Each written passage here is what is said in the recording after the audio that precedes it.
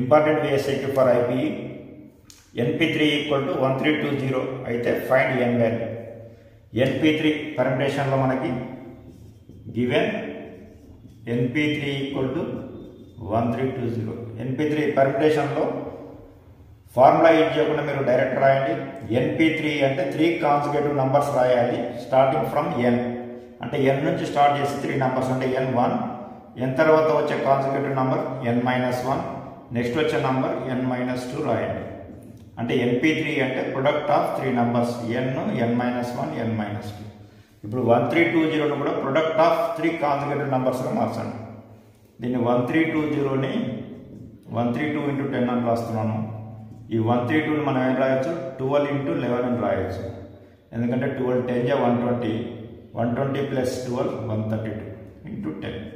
So 3 consecutive numbers 12, 11, 10.